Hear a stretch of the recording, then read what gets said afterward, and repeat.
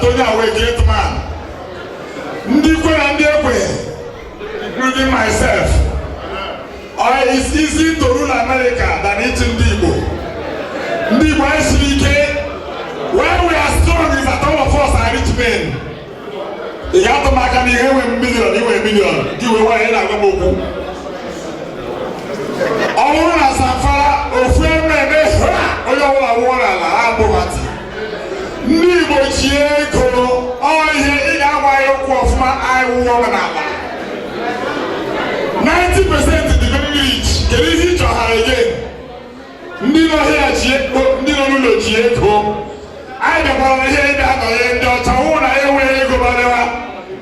Some of us will go in that place on the land. Like moi, I been on conference. Our conference, I can love it. Come with 20 years, come.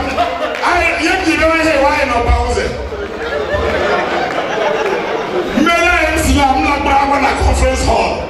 I'm going to 3 months to retire. And I go back and back.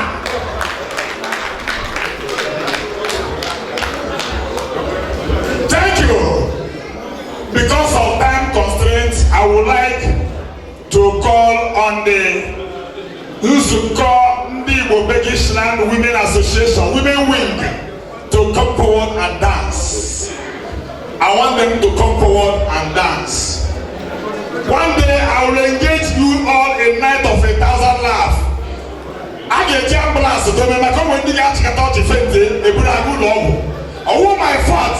I am not on Nam de Kuku, Kuku, Mam de Kuku. So we are going on a good man,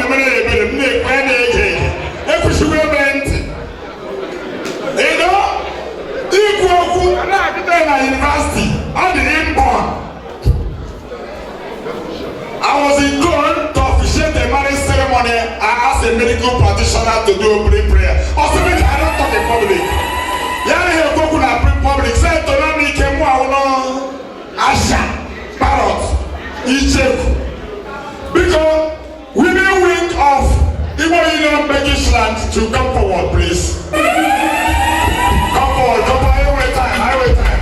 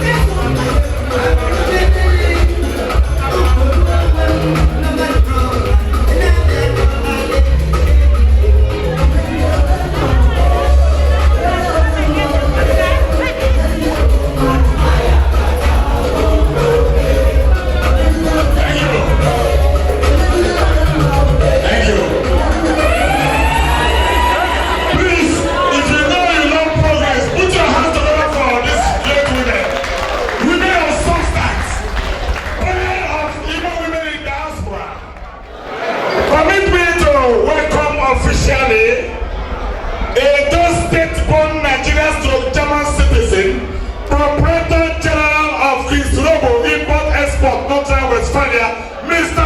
Kinsley Osage to the high table. Put your hands together for this great young man. Take your place, God bless you. Yes. MC Abalitelu. Mana mama Katolika mana oye treasurer here Pais. So we will honor the invitation. I want Padrapado was on my chairman. So I'm trying to as chairman, all the new today. So I'm trying to have a wisdom. I have an end to talk on them. Put your hands together for him. Put it up for him. Yeah. What I'm trying to say is, representatives of the organizations on my right hand should come forward and submit any envelope given to them on behalf of their union. We will not start the launching yet, because this launching has procedure, and I will never offend my chairman. He's a very good friend, a philanthropist, a recognized engineer in the German context and African context, and I know what he can do. When the time comes, I will call him forward to open this almanac, and I know you will do something. Thank you. Please, excellent African club, Northern Westphalia, Wuppertal. Get ready, get ready. Okay. Igbo Union, get ready. Dynamic women, Wuppertal. Mbano Progressive Union, please get ready. Igbo Union, good, get ready. Yeah. Bisa United. Igbo Union, Mutinglabak. Yeah. Bawa United, Cameroon. Yeah. Bamanike men. Bamanike women. Yeah. Igbo United, Essen. Yeah. Ugowai Cultural Association, Essen. Yeah. Igbo United, too, Essen. Optimistic women, get ready. Umaka Progressive Union. Anambra Union. Come sing for them, baby. Enugu Progressive Union. Hey. Christ Foundation Ministry, Wuppertal. Abriba Union. Ayo. Mekuda Union. Thank you. Put your hands together for this organization. Put it up for them. Are you easy? Igbo Union making slide, don't be too much. Not too much. Any union where person that they use to do, please. I want to go into the business of the day immediately. You can see this gentleman in my right hand with pure African regalia. The time where Oliver the cook today, young, that's what you mean. I don't want to clap for my nose. Put your hands together for Monday too much. If they don't give us security where they your women go to rape them. The guy too fine. If I talk like this, fine like this, I'm not going to greet somebody. If you greet me, I say hi. So please, Mr. Chairman, sir, Engineer Damian Nwachukwu, I want you to take the microphone and launch this almanac. You have to set the pace for we to follow. They say to whom much is given, much is equally expected. And I'm the one you job. You want Igbo, you know what I go. This is me. I want you like I have a chairman. So I'm handing over the microphone to you to do justice to this almanac. We have to motivate our brothers. We pray for continuity. We will not end it here. Our children will continue Igbo Union in Germany after our time. And that is posterity. Very, very important. Don't forget. We can call MCZ Malaga. What I talking for a one school. Chairman, Bikome, made something. Thank you very much. Thank you, Mr. MC, the protocol master. Mr. Et Albert Ubi, Chairman, Igbo Union, Wuppertal, in the house tonight. As the chairman of this great occasion, I'm relaxing because I have Igbo General, that is my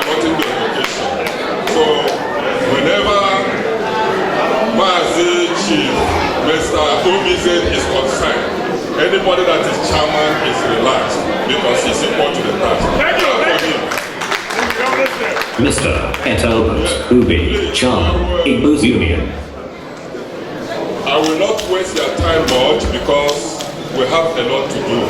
But permit me to make a little speech concerning this great occasion this evening and this annual. Chairman, you're welcome, sir.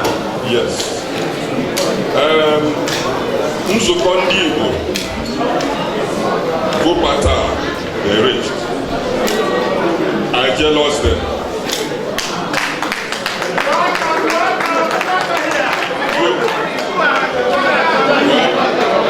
In adage of Igbo, they said what you have to tell a blind man is there is no what oil in the soup, but salt. You have to taste it because you know that salt is there. So everybody that has his eye can see a unique thing that is happening here this evening. The people of Wuppertal have set a quest for people to emulate in all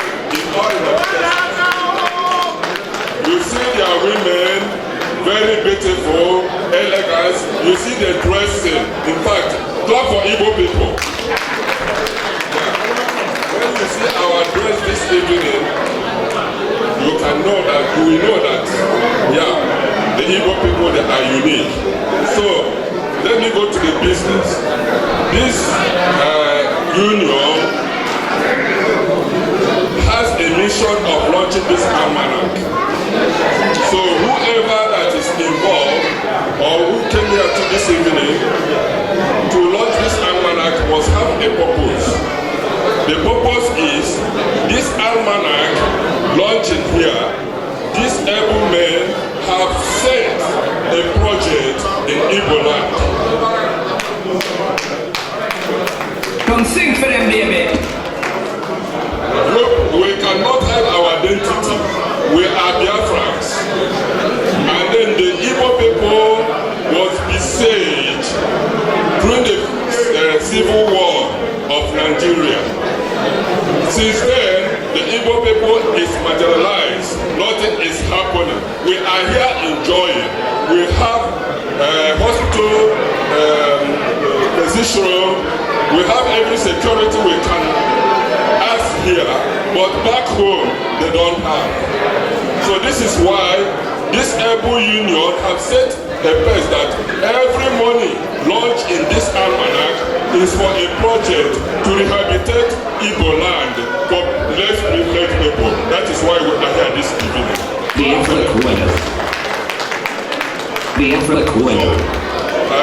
a chairman, it is an honor because Ugochinyere, one of Obama, is my brother. Mr. Kir is my brother. Let me call the people that are around me. Make it know that it's for him. It's no longer a brother of peace. No, it's for me, it's in general. So they asked me that as their senior brother, I have to come to create this occasion for them. I said, okay, irrespective of my commitment, I will honor it. Just like as one of the title men here said, we're supposed to be in Nuremberg today, but we said no, we have to. You have to decorate your home before you go outside. So, we have everybody say who can move this occasion great. Being the chairman does not mean that I'll be the highest launcher. From my widow's mind, I will not waste my time because I know I have people cannibals around me here, people of high table and audience. So I am launching this calendar with a token of 500 euros. Hey! Drop your cat! Drop your cat! Bang, bang. With your hands together for the chairman of tonight's occasion, Engineer Daniel Wachuku. Drop your cat! The almanac with 500 euros. Drop your cat! Put your hands together for him. 500 euros. Drop your cat! If we attend them for Nara na Catholic Church. Hey, Gadi. Because Uwawala mga abiyam na ga-eji ego, ọka mma na m nọ ebe a. Ego amaka.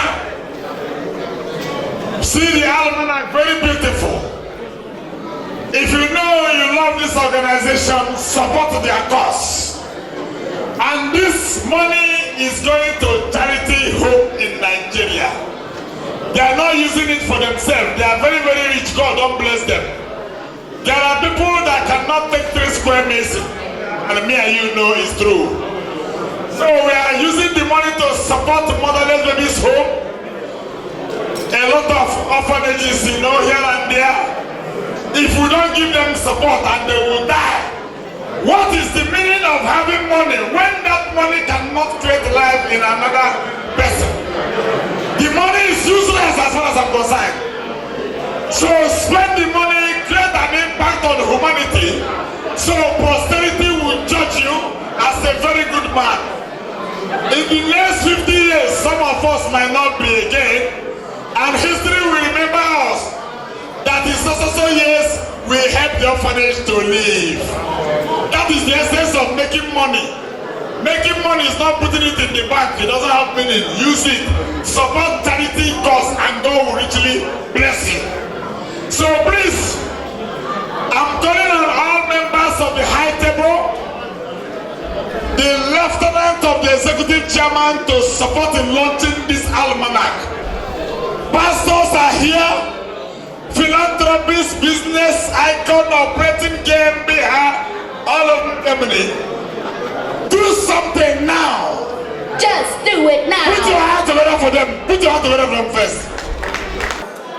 We are not launching almanac in proxy. Immediately you launch almanac, you'll be handed over one to go home with. You can even launch one for your friend who could not make it yet, right? It's allowed. All we need is your support. Am I communicating?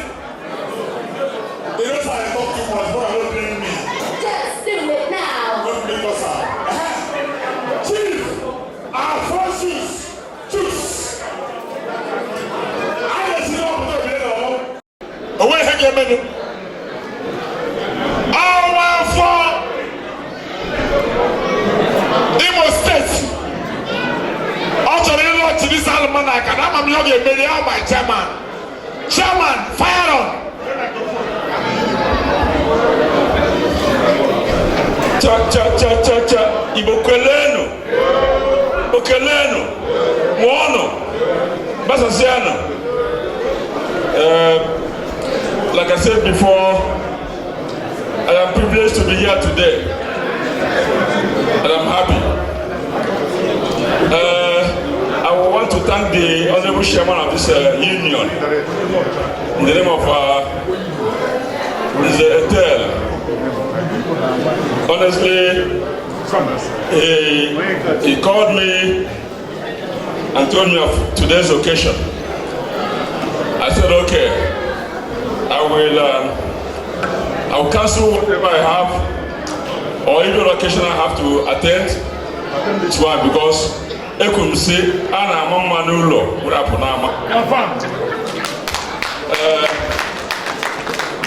he gave me the honor, he visited me, and that's why I'm here. Honestly, I'm so happy today that Igbos are coming together in this. Yes, I want to give you one information here. Please, I went through the list of Igbo Unions in Germany. The name of Igbo Union Wuppertal is missing. I urge you to go and identify yourself with the NIG. With the NIG in Germany. Very, very important. Today we have our dignitaries here in Germany. I'm going to do they are all in Nuremberg. I have here more than 10 missed calls that I took was coming. We contributed enough, more than enough, to that event. And because of this occasion today, I said I won't come. I've been calling. So please go and register your name with Igbo Union Germany. At the same time, I want to announce to you today that although Assembly Germany is now in his business. Tell yourself, it is important that we come together as a people.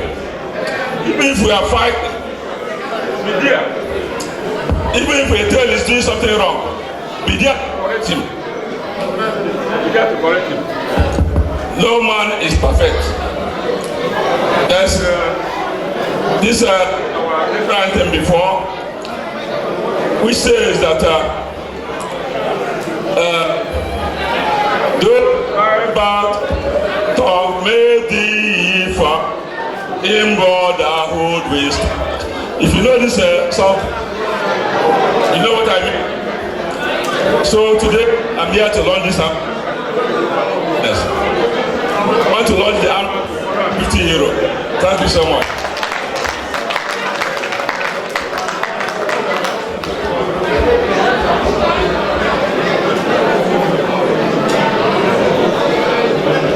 Put your hands together for Chief Alphonsus Jokes.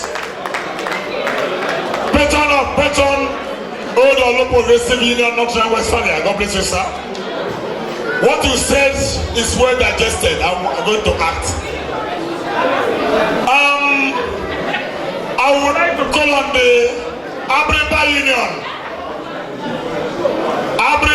Union, North Westphalia. Come forward and take the microphone.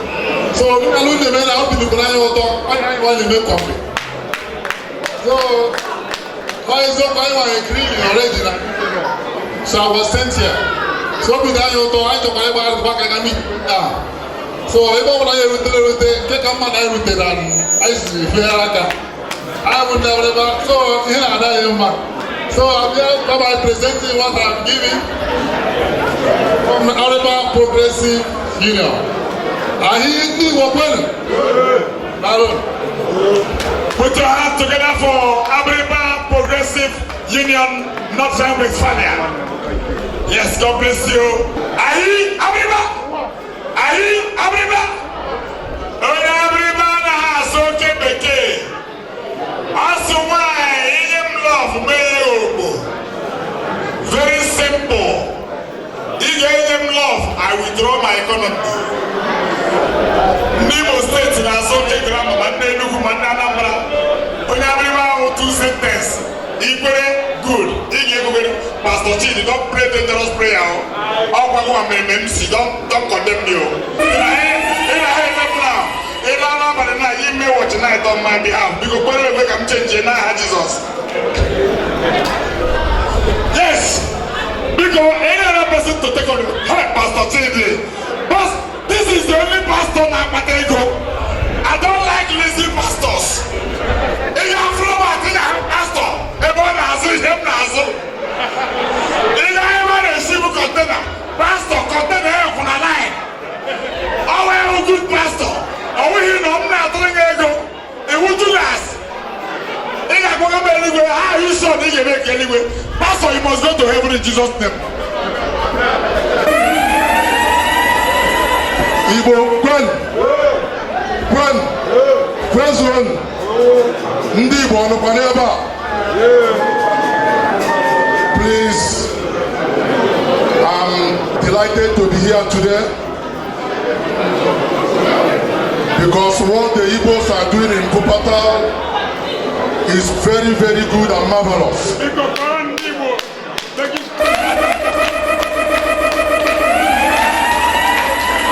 Like the MC said, money realized from this launching of this almanac will be used to take care of the less privileged ones in the far east of Nigeria. Hallelujah. If you are rich and your money is not making impact on others, you are a very poor person. Clap your hands now. Please, I don't want to waste our time. First of all, I want to appreciate the leadership of this Igbo Union Begish land. They are doing marvelously well. And my prayers that God will continue to give them the wisdom so that they will carry this Igbo Union to a greater height. Not only in Germany but all over the world. that will be known. I don't want to waste your time. I'm launching this almanac with the sum of 100 euros. Clap your hands now. Our one Pastor Chidi name of Pastor Igadi Church in the name to Jesus. Every sympathy, Holy Ghost! Holy Ghost! Anyone fashion against your ministry, Holy Ghost! It's a God. Every day of time, you will pastor. Any lazy pastor, some quarter, yes, please take over the microphone. Hey! Sir Lawrence Achibu, current chairman of the Low Progressive Union, North Westphalia. Clap your hands now. Put your hands together. Put your hands together for him. Clap your hands now. Cha cha cha, Igbo Bueno. First one. Oh, job. I am Lawrence Achibu, President of the Regional Union. And my patrons of that now have a invite. Not only Igbo, mass yes, Igbo na Roma. Even the move for self, one of them no pope in Nigeria. Honor some national Igbo. Lord, how are you? All Roma. Lord, let's all Roma. That's now. It was Igbo na. Okay. So young people are not too much. And Wuppertal, he had well organized. I thank you people. I tell you one them working. The president, at least I hear them more. So I'm not about time, man, with some of 50 euro. Clap your hands now. Clap your hands now. Thank you. Put your hands together for Sir Lawrence Achibu.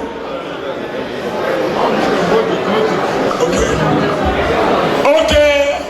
Mr. and Mrs. Ume gave us envelope very heavy. Put your hands together for them. Put it up for them. God bless you, brother. Okay. Well, I'm very happy to be on this occasion today. And I respect my leader in the excellent union, Mr. Etel. You know, if you look at the high table here, I think I'm the youngest person here. But in mind, I'm not young.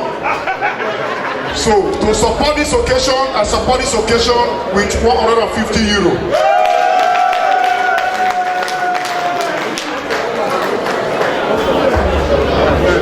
Please, this man is not only a guest, but one of the sponsors of this very organization. Put your hands together for him. Put your hands together for him. God bless you. You will never lack in Jesus' name. I'm calling up Honorable Martins Simon.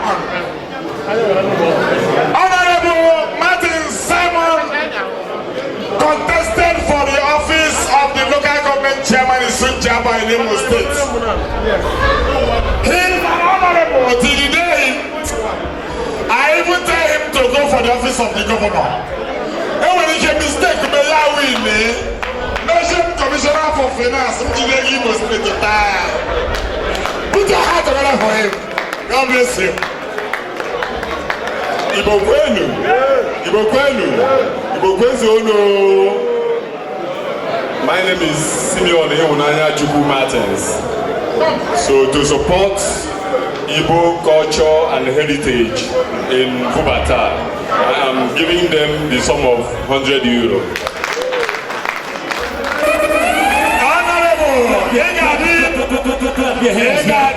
It's away with you. Your pocket will never leak in Jesus' name. In contest, I again. Only one American oppose. Only guys.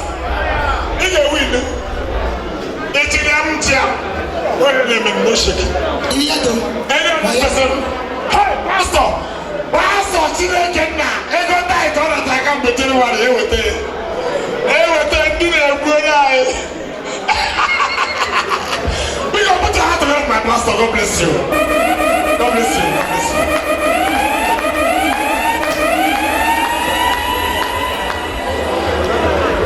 Igbo tonu Chukwu. Igbo tonu Chukwu. Ọ bụrụ ụjọ maka ọ bụ ihe akara aka. And ndị be anyị tụrụ ilu si na agha akara aka adịghị nwa ngwụlọ. Agha akara aka adịghị nwa ngwụlọ. Ọ bụ anyị bụ ndị kpọrọ ụlọ ka ụmụ bịa nọnyere anyị ka anyị lie n'ụwa dịka ụmụnne. Ofe ife eji malụ ndị Igbo bụ chi ya mekwara oge agha ebube agha niile ebubusi ya mana ndị Igbo na ya bụ agụ tụrụ n'iri ji. Ibe m na-ekwu ugbu a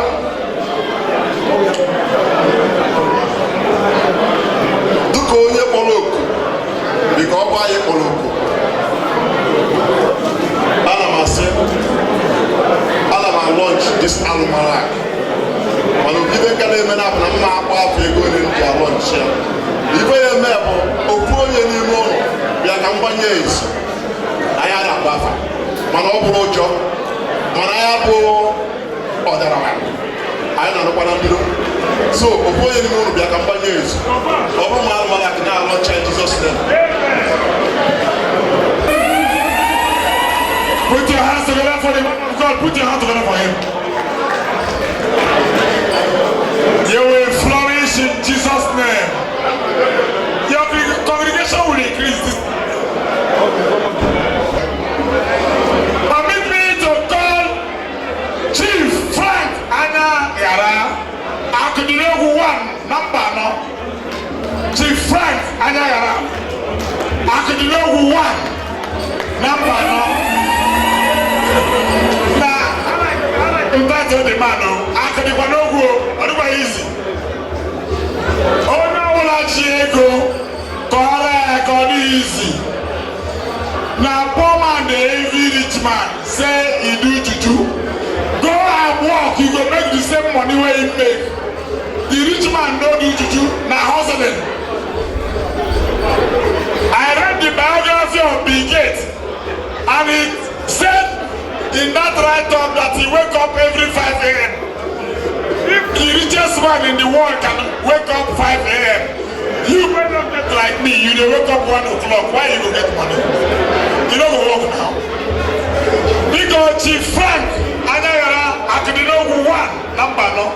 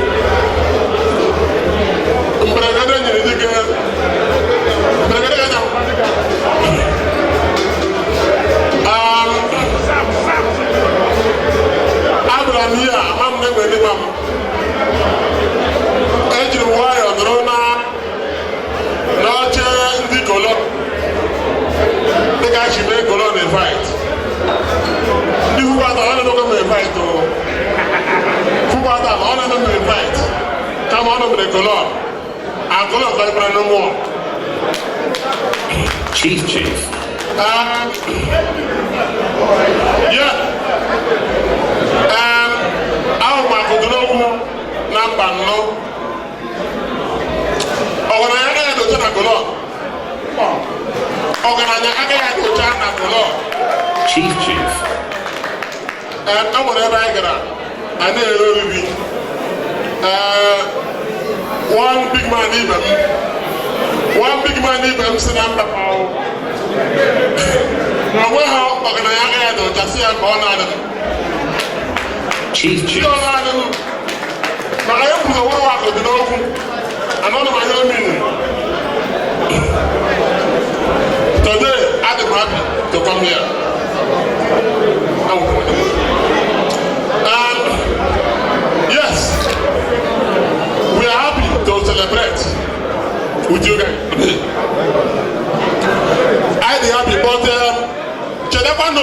week we work out on Colon. Next week we work out on Colon. Chief. The guys we are putting about today. The better we need to know why we need to know what didn't know about the Colon. From here to the end, all the Colon never all this. So because as we are honoring your own party, your own launching, your own EDG, do the same to us too.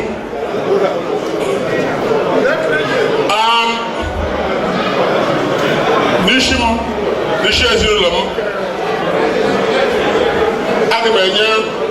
Agmenyu 150.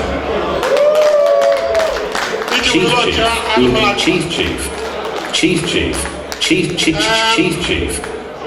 Also, the color of that one. Why not that? Why you not put together?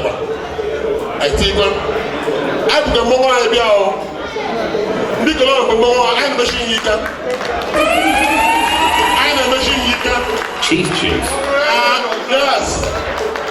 I am machine you can. So we are here to support you guys and make suggestion. Mighty one. Thank you very much. Chief. Thank you. Put your hands together for Akudunogu 1. Easy. Akudunogu 1 is easy attack. Ogana Agadiuta na Germany. Even Nagana Riota. Nagana Riota, what are the Cordiota na Jesus? Because I'm a the vice chairman Mbano, Victor Ogwamanam. Mr. Victor Ogwamanam, vice chairman Mbano United. God bless you. Mr. and Mrs. Clap your hands now. Yemdi anama the Mrs. Wo afro takre kam she fada mbapo. I am major who Mr. When we call level.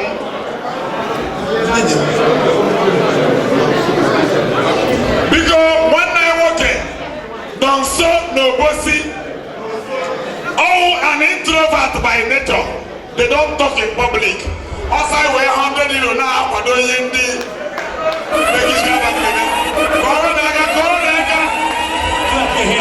Clap your hands now.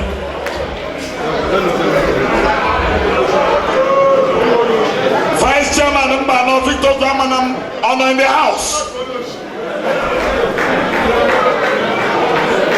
Vice Chairman Mbano, permit me to call on Mbise United. Okay, Chairman, we'll microphone. Igbo Mmamano. I know now and then we say United North and Western. Jambo, Obidia, you tell me on the moon.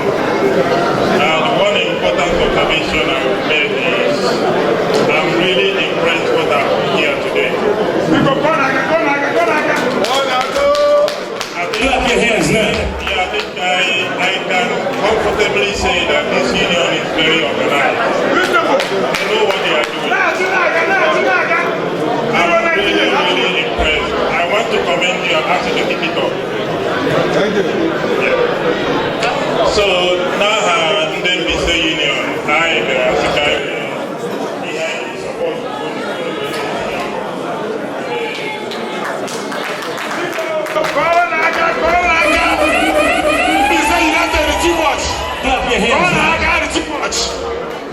Thank you. God bless you all. Engineer Izuchukwu Mwachide. I'm a quarter of Metro Village, Kano State. Mr. Engineer Izuchukwu Mwachide, honor in the house. Okay. Mr. Thank God, please. Mr. Thank God. Because Koron is Chukwumagidaka, all my personal person. All my personal person. They got like Igbo State where? One day, one minute campaign. You're not telling them, okay, I want to have it. I got the microphone. Mbage make poison. Igbo na mwoke now. Onye so ya adikpa de me. Igbo kwe. So. On behalf of my family, 150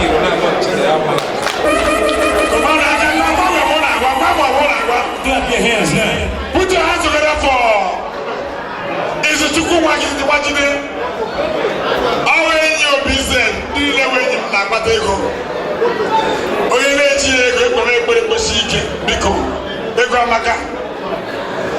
Ebukwere mgbe ya dọkịta m maka cannot accommodate you. Unu eti m na revise. Ebukwe m. Biko Mr. and Mrs. Palong. Mr. and Mrs. Palong. Are they in the house? Can you hear Handi Cameroon? Mr. and Mrs. Palong. I bet Muna the club. Yes, I clap for this woman. They represent the husband. God bless you. You want to talk? Okay. Because only 50 years old, I don't give a more than I'll be the first lady who don't launch this almanac tonight. Okay, Mrs. Ebule, alias Half Caste. Mrs. Ebule, alias Half Caste. Now my fellow Half Caste, Mr. Half Caste. My mama and my papa no come from the same village, so I be Half Caste. If I tell you, if I tell Wait, DJ, I go. Come on, money for your money. What I want to talk, my microphone. Good evening, ladies and gentlemen. Thank you, Mr. MC. Thank you, the Igbo Union. The name is pronounced and sounds so different. People who know me knows me with a different name. On behalf of my husband, I'm supporting the union with this little token. Thank you very much. Greet your husband for us, 50 good years. God bless you. Okay. Pastor, what? Something. Excellent club, Northern Westphalia, with headquarters, Wuppertal. They want to make their presentation. Take the microphone, Pastor. Excellent.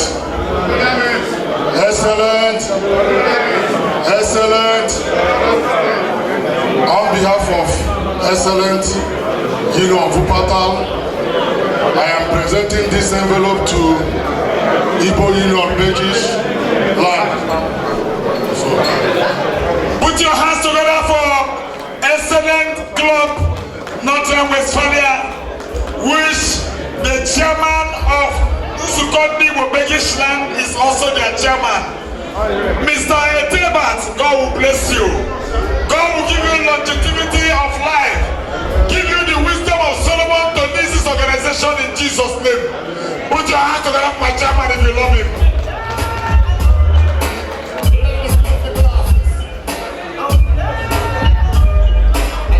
Hey, my DJ, I don't want to hear sometimes. So in my bush, because Christ Foundation Ministry, Wuppertal.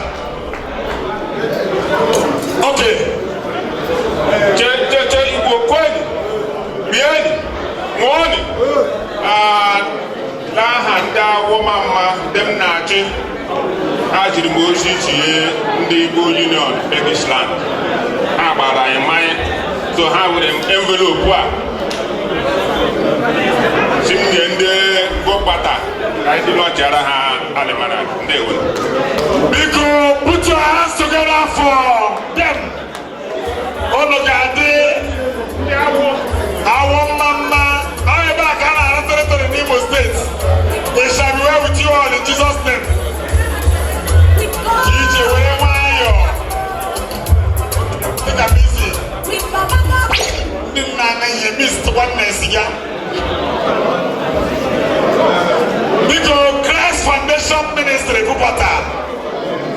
Are they in the house, my brother? Also going to Uzbekistan. On behalf of Christ Foundation Ministry representatives. I everything that you do, the sky is your limit. One day, you may come over to go, but the guy can't bridge. Come wear a microphone to go. You want man.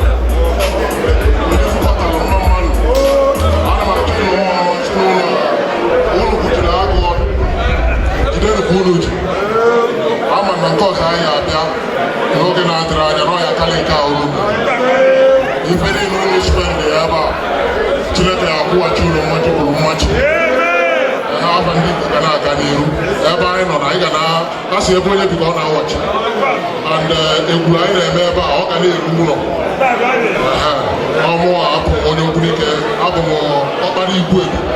I wish thank you.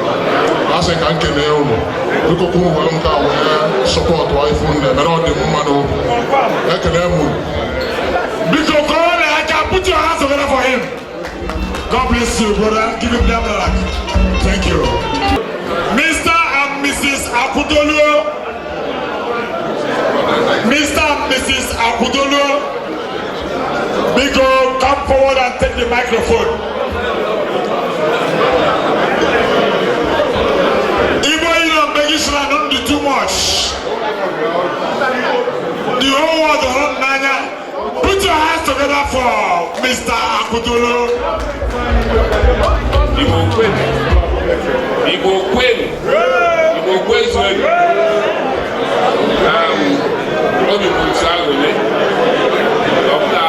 Here equal today. Up to there, no matter what the meeting, I will see. You don't put today with you. Nanga by the meeting. Network goes now. Independent. Actually, this over 50 years. Not support you. Because Corona. Only always put downtown. All time we send the container to Africa, the whole world. How back container I can have Africa, Russia, everywhere, go too much.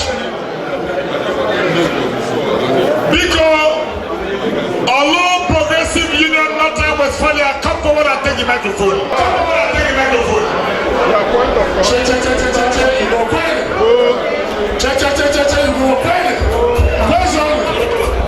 If you are a member of Igbo Union, please come forward here. Members of Igbo Union, Northern Westphalia, please come forward. As Igbo Union, our chairman is not here, and our secretary is not here. As the PRO of Igbo Union, I will hand over this envelope to Pastor Chill to pray and hand over this envelope to Igbo Union, Begishan. Igbo Maman, Olu, Queen, President, Nekelebene Maka, Ndi Olu, na iwe ka owere amamihe ya na nchekwebe ya na-edu ndị ọrụ niile n'aha Jizọs. Ebe ọbụla ha ji wepụta ego enye ndị Igbo na Wuppertal ka Chineke replenish it 100-fold in the name of Jesus. So on behalf of Igbo Union, Dusseldorf, I'm presenting this envelope to Igbo Union, Begisland.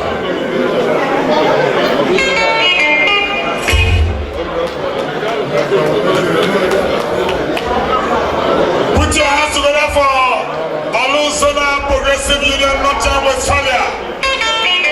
It shall be with you. Thank you. Thank you for contributing to progress. Mr. Ike, all the way from Dusseldorf, your good gesture has reached this union, and we thank you for that. God bless you.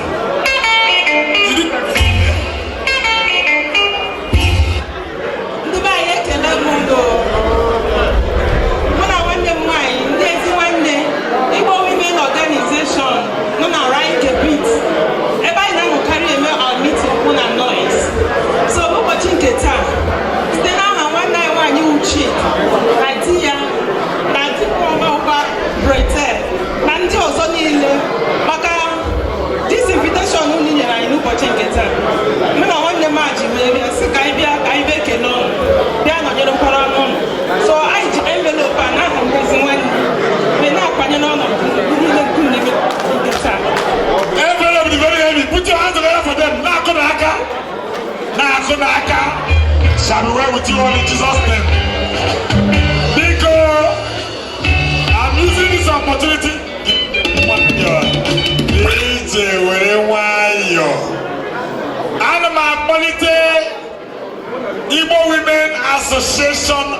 also known as Igbo Cultural Association Essen.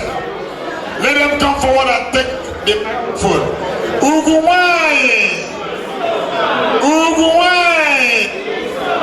Igbo wine. The Madonna Haka.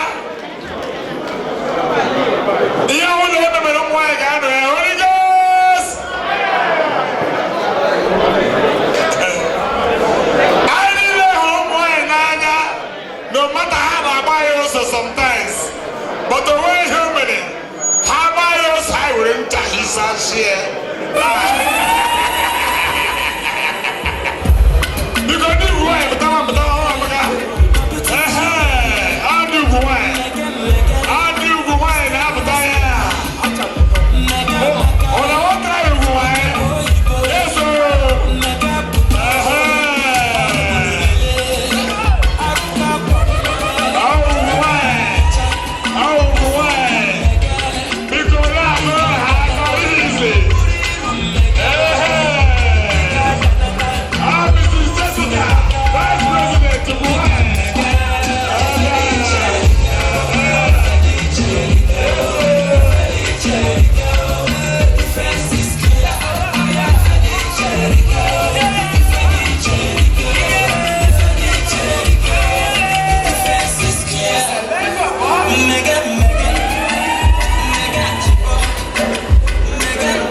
Thank you. Put your hands together for them.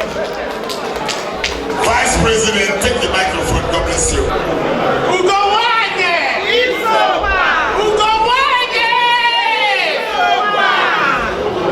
Wow. Ekele dịrị Chukwu. Na-asịkwa ka ekele ndị mere anyị invite. Chukwu na ya ozu. Ibu na-emewuhe eji mara ndị Igbo. Anyị ọkwa n'ụmụ nwaanyị Igbo. Ihe anyị nwa na-emekwa ihe eji marakwa ndị Igbo. Otu unu si mee anyị kpọọ anyị oku today. Ọkwa otu Chukwu na ga-esi gọzie ndị niile ịnọ here. So, ndị nọ ebe a, ihe anyị nwawa ụmụ nwaanyị Igbo, anyị nwere ebe anyị na-eme nzukọ anyị na ese. Ihe eji marakwa ya anyị wụ ugo nwaanyị. Anyị chọkwara iwere nwa obere oge mee onwe anyị ka ndị mmadụ mata onye anyị wụ. Because anyị na-emekwe ọwụrụ nwaanyị ọbụla wụ nwaanyị Igbo, ma onye a mụrụ amụ, ma onye a lụrụ di ya wụ onye Igbo. Ịma onye otu anyị nwekwara ike bịa soro anyị n'ihe anyị na-eme maka ihe anyị na-eme bụ ịkwalite omenala Igbo and iwe a kind of forum where we will have a voice, one voice and itinyekwa aka n'ịkwado ndị nọ n'ala Igbo and nchọkwa iwere obere oge asị gwa ndị niile n'ebe a na anyị na-aga ime August meeting n'afọ na-abịa abịa na-ayọ ma ndị dị anyị ọhụrụ oge ahụ ruo ka ha bịakwa bịa tinye aka kwado ebe a bude ka ha bịa anyị si girigiri ukwu eze na-asịkwa ka ha bịa nọnyere anyị n'Ọgọst. Asị m Chukwu gọzie onye ọbụla n'ebe a ya dịkwara unu na mma o.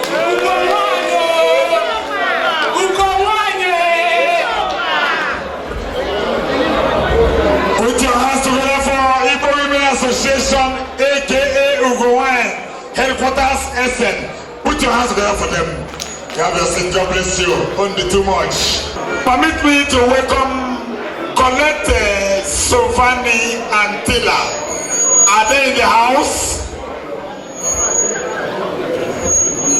Colette, Sofani, and Tila. Britain, I can pronounce any name. Also, what is the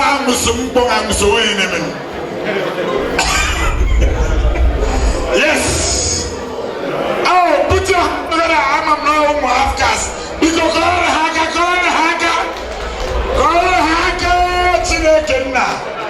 your name sounds very romantic.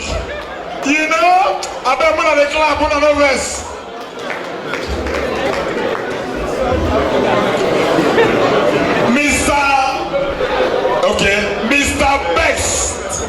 Mr.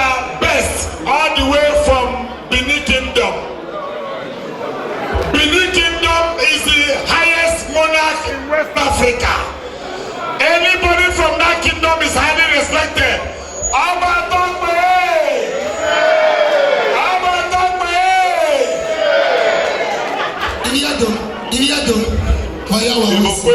Igbo Kwezenu. Oba Tokbe. There's an adage in my place that when you come to Benin, Benin is the senior. And when Benin comes to your place, they're also the senior. Oba Tokbe.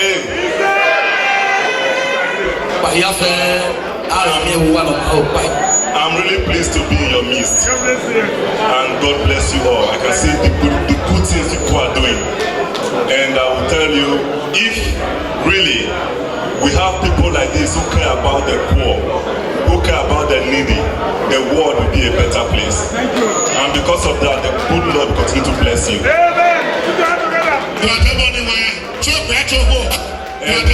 I'm just coming to give a little support because my senior brother gave me support before, who was sitting up here. He's there. So he's also from the Benin Kingdom. And we as the Benin's, we love where charity resides because charity is the roof of love. So because of that, I'm giving a little token of 50 euro to support. Put your hands together for them. It shall be well with you. Your Honor will live longer than any other one. That's what it means. Antabon Andre, all the way from United Kingdom. All the way from United Kingdom. Britain, no, now keep up for the position where we did for Nigeria today. I'm not going to judge you now. Antabon and Andre, all the way from UK, are they in the house?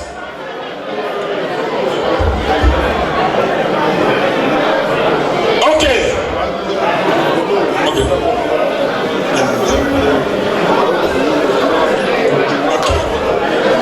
Okay. Dynamic women Wuppertal, are they in the house? Dynamic women Wuppertal. Okay. Put your hands together for that young man. God bless you, my brother.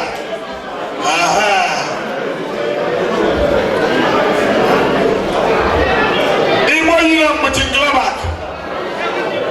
Dynamic women, put your hands together for them. They shall be well with you, madam. God bless you. You want to talk? Good evening, ladies and gentlemen. Today is the Dynamic Women's Meeting Day. That's why they are not yet here.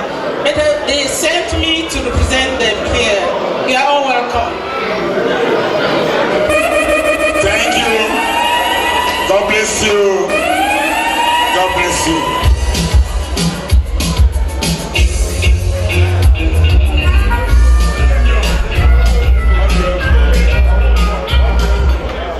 Please, United Igbos putting glamour, put your hands together for them.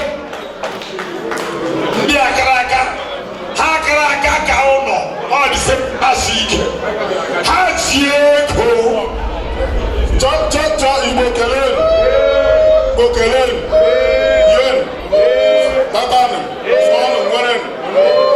Because United Igbos Mochinglaba and to the best of my knowledge, you are and I'll be very happy.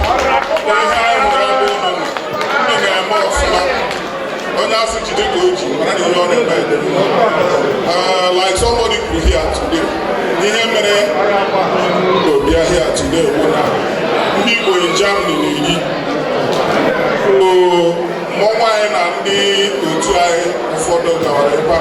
so send them as a representative to come and do the writing. So because I'm Igbo Union, which in Glaba and so on, 200 euro. And I'm Igbo Kelenu, Igbo Riano, Igbo Mono, Igbo Zono. Amuawo Mishaku Kuchkobara Aleashanko. Amuawo Piaro Igbo Union Mochinglaba.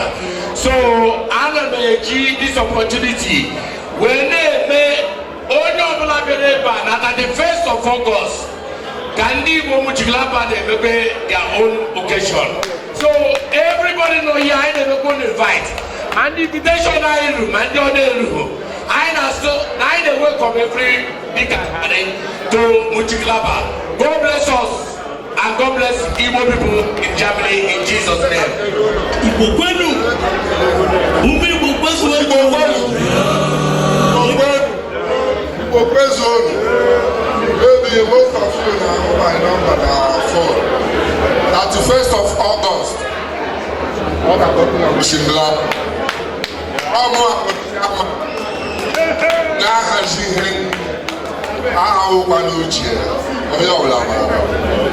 So we go and this way today. This boat has only 31st. Put your hands together for Igbo Union Muchiklaba. Because I'm calling on Bamileke men and Bamileke women all the way from southwest Cameroon. Yes. Now them the people when they do like Igbo people for Cameroon. Bamileke people they pursue money past Igbo people. Then too much. Bamileke men they here. Bamileke women they here. Okay.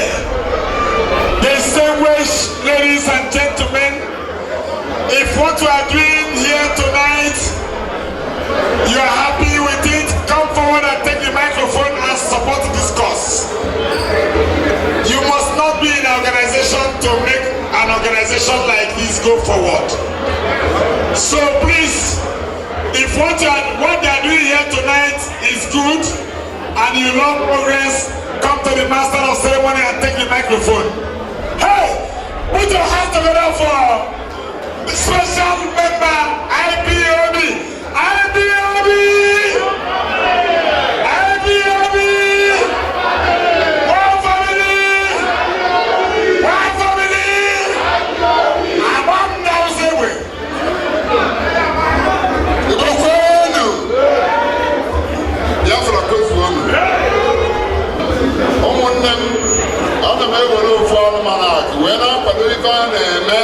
With a sum of 50 euros. Because no matter now, even the way whatever when they walk because we stand between the rich and the poor. We don't need to run honey. We don't need to support him and member or not me.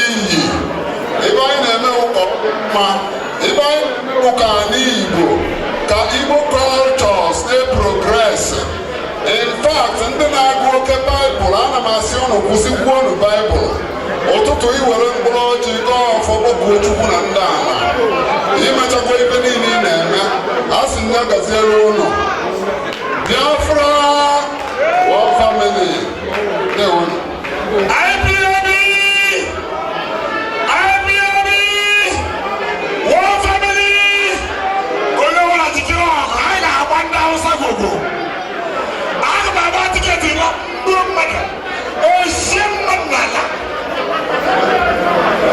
Because Legda, Northern Westphalia, solid organization. Legda, Northern Westphalia, come forward and take the microphone. Muna clap for this beautiful young lady. Muna clap for her, no easy. If you say bring money pass me today, I go wait so. I don't want to clap for her. Legda, Northern Westphalia, God bless you. Thank you for supporting a good cause. God will richly bless this association in Jesus' name.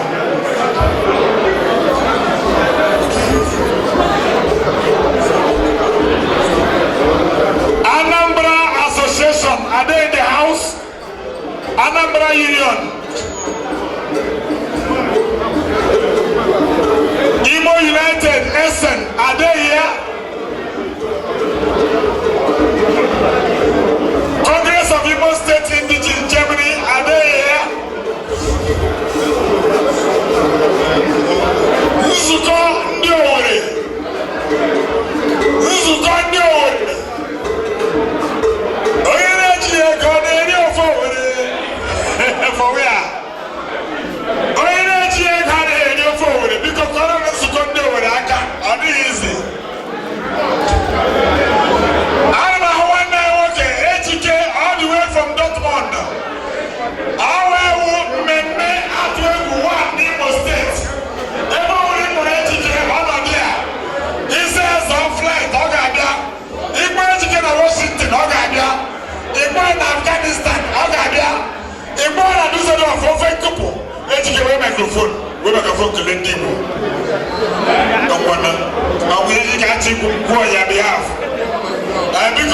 achọghị ikwu ya si ọrụ ka m kwuo on his behalf. Biko eleghị iji fọ ndị ọlụ ndị Owerri. Ọ nzukọ ụmụ Owerri Northern Westphalia biko a na-akwụkwọ aka ebe a ka ọ na-aka onye nye gụrụ ka ọ na-aka. Biko Anambra Progressive Union Dusseldorf ha nọ n'ọgbọ amenye microphone now ha dị too much. Igbo kwezuo biko ụmụnna anyị ka anyị wepụ ya n'olu Igbo ya ozi ndị Anambra Progressive Union ka anyị gasị ya nwa ihe dị n'ime ka ọ ka anyị site echi na ahịa anyị kwara Put your hands together for Anambra State Association Dusseldorf. They shall be well with you all in Jesus' name. Anambra don't represent had too much. Big boys, if you don't have any summer gym, you may have Pokura committee now. What are you talking about? Biko, Bawa United, Cameroon. Bawa United, Cameroon. Bawa United, Cameroon. Dikere wele wele gage nyuru we shirin dole ekwan ero. Eso kule hachi. Okay, call na aka. Imuche na bia. Call na aka biko.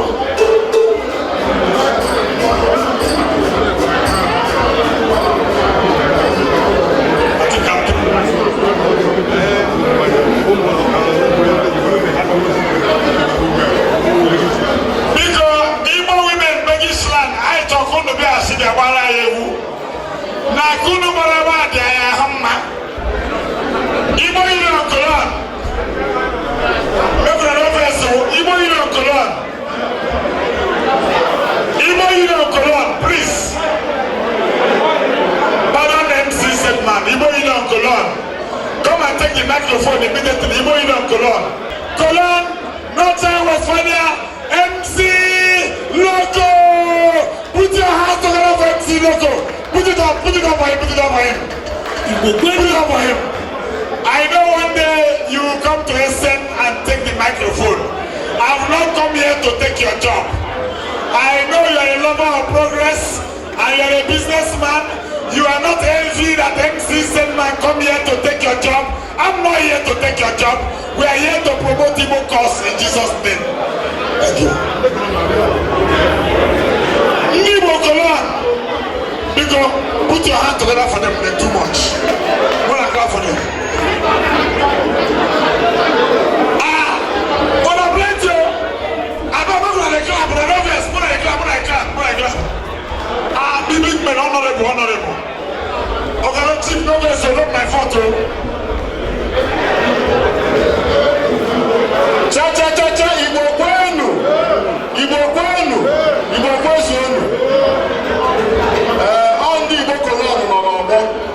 Anyị ejiri ụjọ wee too. Ana m asị unu jide ka unu ji.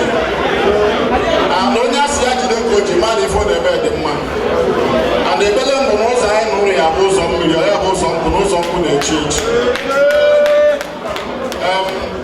N'afọ ndị Igbo Culture,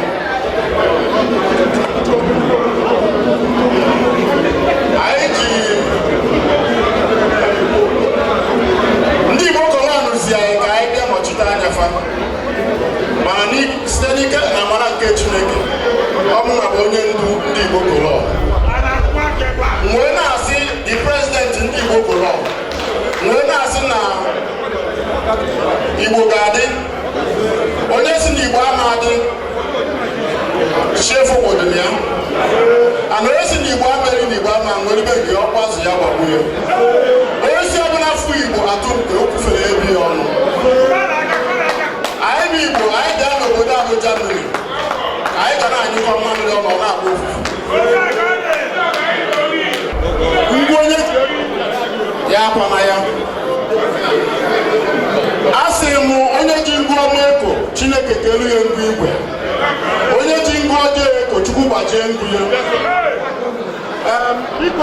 achọrọ m iji ohere a mee ka ụnụ matakwa na izu ụka na-abịa bụ Satọde na ndị Igbo Colon anyị zuru ka eme bịanụ ka unu kirie mmọnwụ anyị na-eme iri ji cultural event ndị Igbo Colon biko na ana m ayọ onye ọbụla ụmụ bịa this coming Saturday unu bịa kwanyela anyị ugwu otu anyị si bịa kwanyela unu n'afọ ndị Igbo Colon biko anyị ji nwanna ndewo kpọm na ụmụ amụbụ isi bụ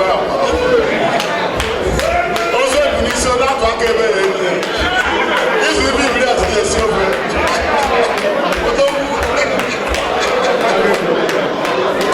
atụkọta mkpebe na mba na-ebe onye abụfu mbaje na-eme ọfụrụ nwanne afọ nke odogwu ka ebu ọma ntụma isi n'isi irabụ n'ọdụ bụ eke ka ibie ndewo nwanne afọ igbere ọsọ daalụ ndị Igbo Colon si go ngwere nga wee na-akwado biko daalụ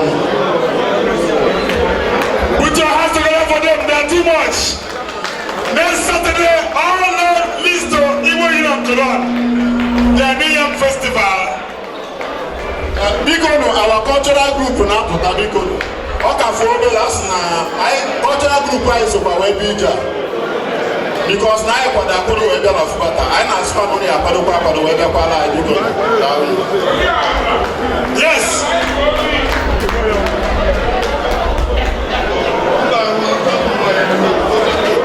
Okay, biko ụmụ anyị ebu usoro egwu ụmụ anyị gbachi egwu anyị ga-anabata cultural troupe all the way from Code. Ị gaa n'elu gaa n'ala naanị ihe ga-eme gaa wuru onye obi ụtọ nọ bụ icheta isi inwe ego elu nwe ego ala niile kwesịrị ego n'ụwa so ị ga-eme akwanye egwu obi ụtọ ọ ebe isi. Your root is very important. A na-eji ohere a na-ayọ onye ọbụla bụ onye Igbo ama m ọ dịghị mfe jishi ike ma gị nwa ụnụ na-asụtụ asụsụ anyị a asụsụ ụtọ ama m ike mana agbaghị aka inwe n'ike onye akwanyere gị n'ala Germany wụ maka onye oshi ebe ka m gwa gị ụmụnne anyị bụ ndị ojii nọ na Amerịka ha ebido na-achọ kedu ebe ha si nna nna ha na Amerịka keme 20, 30, 50, 80, 200, 300, 500 years ha achọwago ka ebe ha si ebe isi dị mkpa n'ihi ya mmasị onye si onwe ya ga-adị ya dịrị ya na mma ọ gaghị adị mfe ikwu gbasara ndị mba anọ ga-agafe gaa mba anọ ịgafe gbogbo ọ ya mere ndị mba na-eme ha invite ndị mba na-agwa ha anyị onwe ihe dị otu ha na-eme mana ọyi nwoke bụ Mr. Anọchike gwara m si ya biko mbịara mana nsogbu adịghị otu ọbụla o si edere n'obe osi biko ihe unu na-eme ọ ihe ọma akụrụ dị n'elu gaziere unu ndị egwu na ya dụrụ na mma.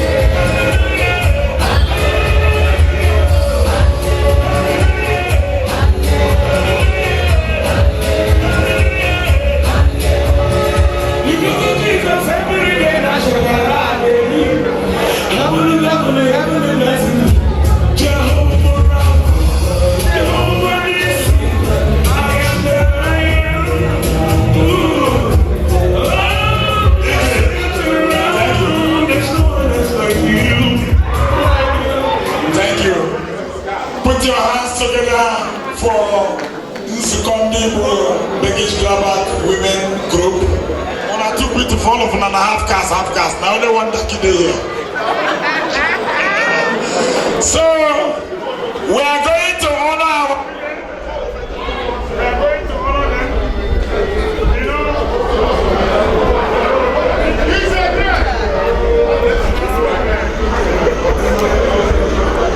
Hello.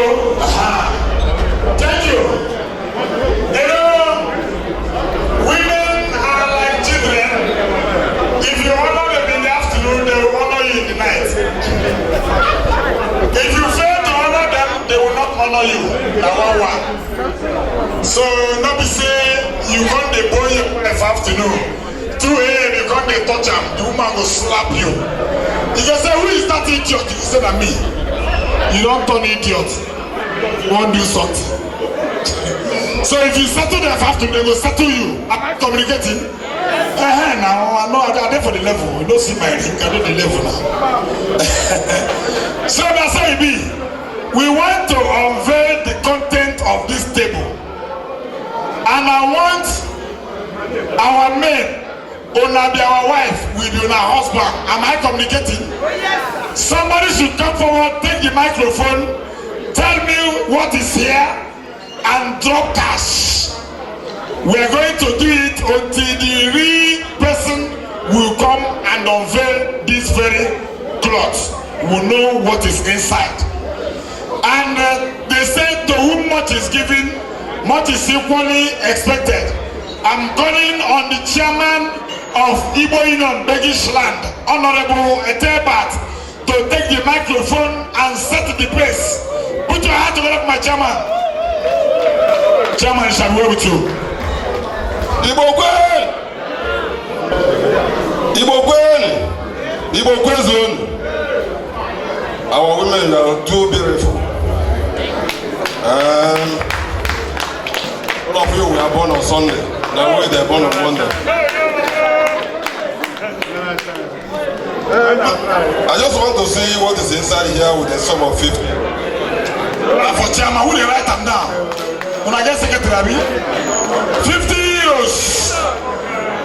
Biggie downtown. Because Biggie, director of operation downtown, is launching the almanac with 30 euros. Put your hand together for Biggie. Biggie import export. Because I want somebody else to second my chairman. Somebody else should second my chairman by supporting our women. They look very expensive. The tailor who sew this cloth is Sabiso. On are too beautiful. I don't tell my wife to go sleep here today.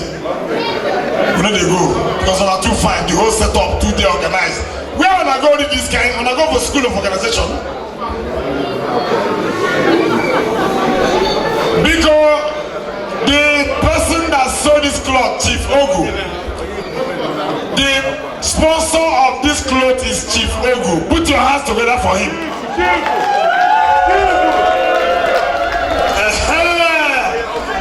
I beg, back when they clap, the guy offered the cloth free of charge. Your pocket no go leak. He had your hatiria again. He had your hatiria get you. Okay. Using this opportunity to thank who made it possible for this festival to be successful. So thanking our men, there are 2 more. We are thanking them for their efforts in planning and organizing this program. We thank our women. See how beautiful they are. Don't they look beautiful? Appreciate. They are looking very, very beautiful. So we are now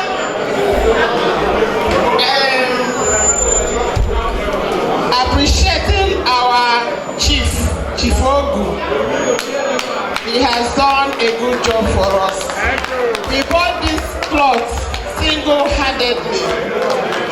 So we thank God for his life. for his family. We ask God to bless him, to guide him, to protect him, to replenish him in hundreds, in thousand folds. So, Chief, we appreciate. Chief Oguidanima.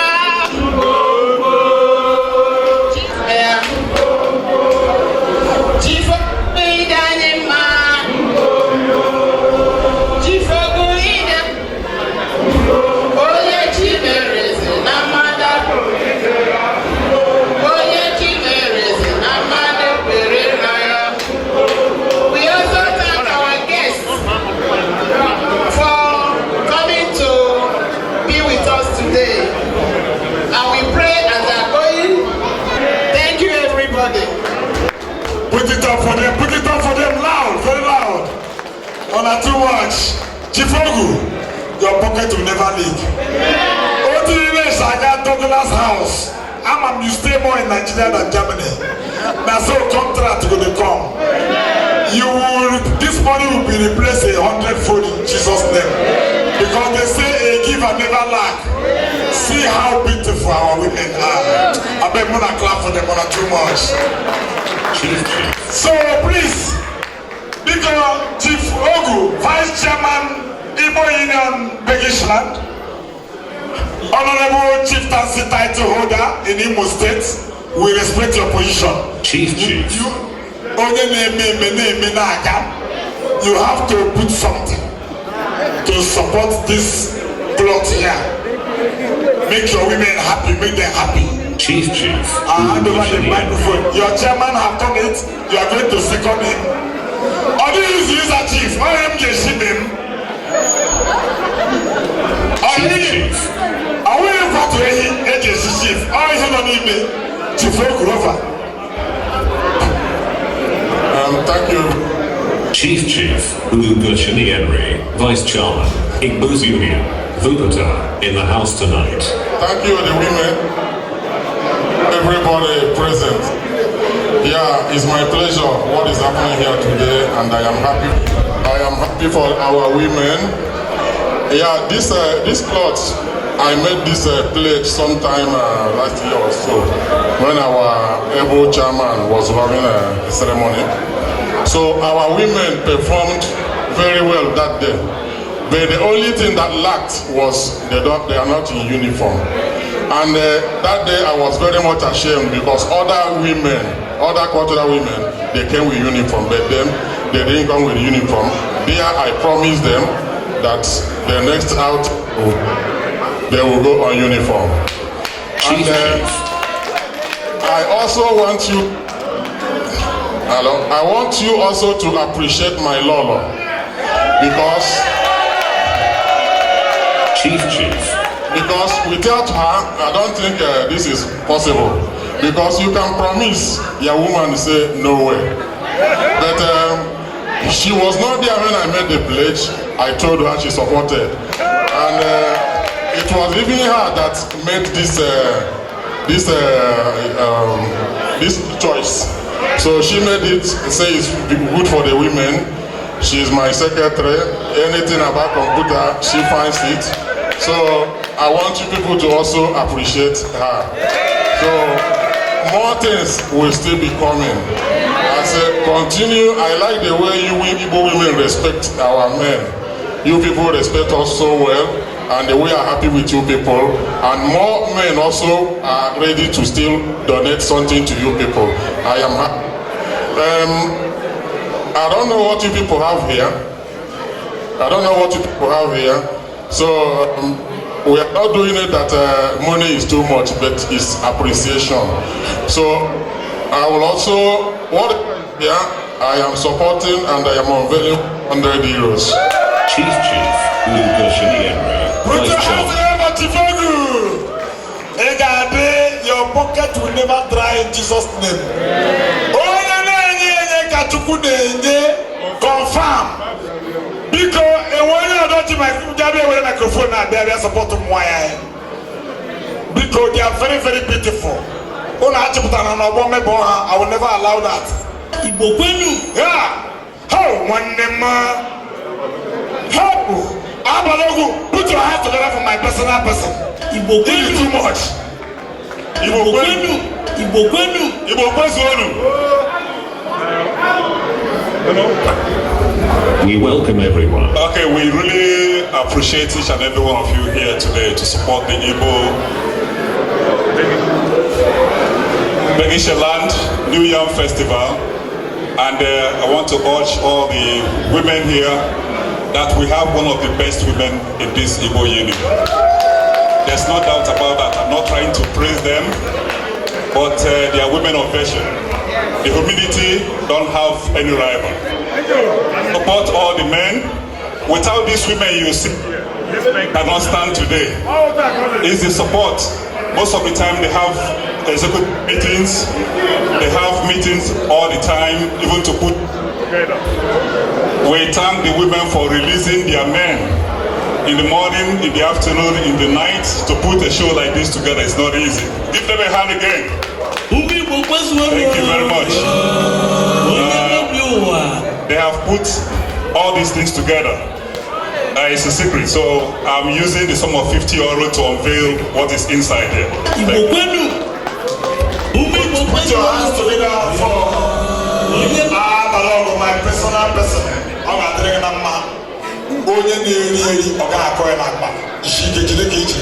Any person in the house, nothing is too small to support our women. Before we bring the cultural troupe from Cologne to come here and entertain us, and we enjoy microphone on the number.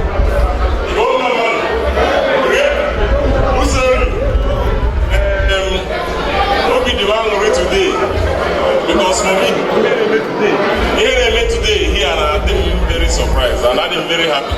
And actually, each opportunity, let me be this thing with 100 euros.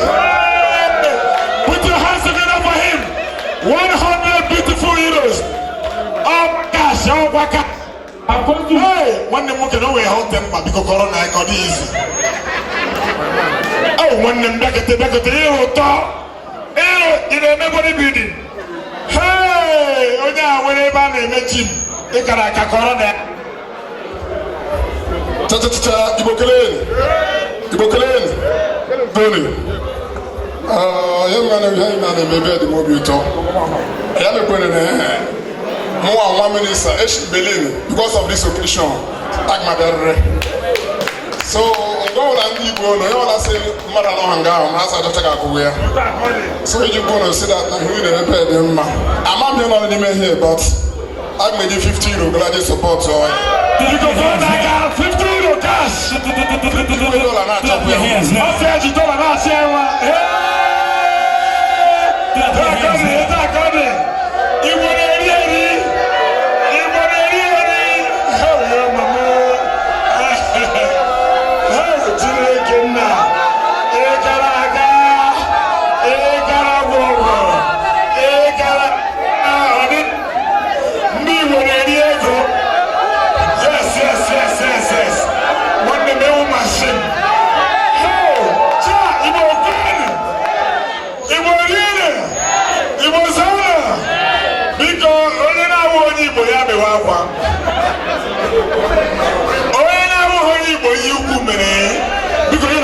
Microphone. Igbo mama. Igbo zwe. Mena wana okoso. Chibele de bia. Onye ọmọ minister. Damo onye wo ahụ do bako. Jeju esi.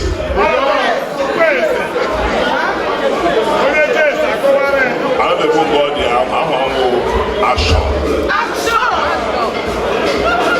My brother, because all Nubu man. So one has support here. Because Corona action, I can't say that support one man. Never did the cash. Ah, what I hear is the Igbo state. What I call it. Hey, Igbo is too much. Igbo is too much. Because only a second of here, I got to walk one year. Ndị Igbo chi ezigbote ego onye Fulani ji agba anyị ka nna agụrụ onye Igbo ha gbaa because ego dị too much. A na-ekwu na ụlọ ofu ụlọ elu ụlọ ha atọ a ga-agbapụrụ na Naịjirịa ma ihe a ji agba ụlọ egbe ha. Anyị gara ezekwe na egbe ha n'aha Jizọs. Nwanne m nwere microphone. Igbo Kano. Ife na ihe nọ n'ime ihe a na a na-achụ ka amara ihe nọ n'ime amara m ihe ọbụla mana ana m eji tata Igbo na-acha ka mara ihe ọ ga-adịrị na mma ụmụ anyị ndị Juu na-agba n'ọbara ha gbalịala wewe. Yes, ha bụ ndị obiọm ha na-alụzi ọfụma dị n'otu unu dị na ụlọ nọkwa ka ndị mba na ịga ahịrị ka gesi ndị a ha niile nọ hatfia ha kpọrọ mbịa mere anyị nsị m saa Holy Ghost fire ka tim na revise ndị ahụ ndị ji portfolio ma finansa ntụ na ha na-eri goto nụrụ biko na-elechikwa unu Juu n'anya ọ na-abịakwara ya eso what a woman can do a woman can do better asị unu mee lekọtara ashakọ but anyị ga-akụ n'aha Jizọs biko ọnwụ na-adịghị gbuo gị ilu ndị polisi ga gị isi anya nsa ha ga ọdị na ihe o ji gbuo gị ilu maka ọla ọhụrụ na and di na aga egbu n'ilu n'aha Jizọs unu ga na-akpa agwa ọma unu ọkwara ego megaghị a ịgbara ego megaghị a eleghịcha mikrofon gwa were mikrofon nwa bekee ka ọwa onye Igbo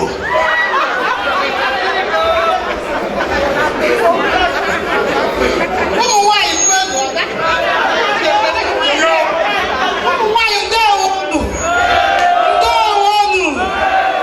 in fact unu na-eme amasị ka m eziokwu. You people look so sweet. In fact unu mere ihe a ya dị organized, so authentic. You can go and push him, you know. So because you tell us something, you know. I got my intro for her. Got to go and mark with you.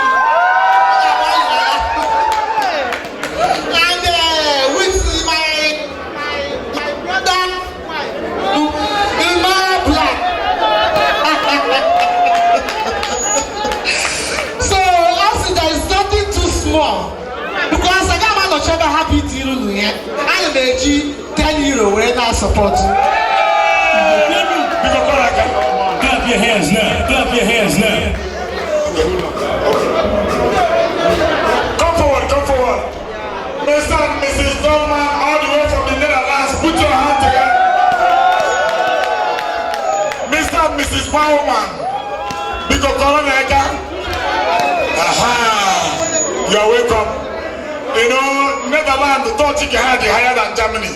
So yeah, we like to go women metabile. I don't know exactly what to say, but we are opposite to it, and I support also.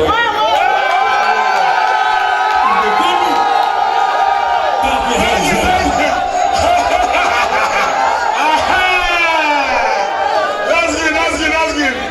All I do, even one back here support on your name. Yes, Angela Makesi, I got to go with Tego. I'm on full, I go with Tego. How? Igbo kwenu ndị Igbo si na anwụrụ ga-akwa na agba ọkụ ya tụrụ ka ehihie ga ebe onye cha nwere ike ịsọpọtụ nwere ike dọla ka jigere elu n'aka. That's good. Any other person in the house? Microphone is not solely the business of master of ceremony. You can have it. Thank you very much. Need it too sharp, you know now. Only I real manager and never. I'm gonna go on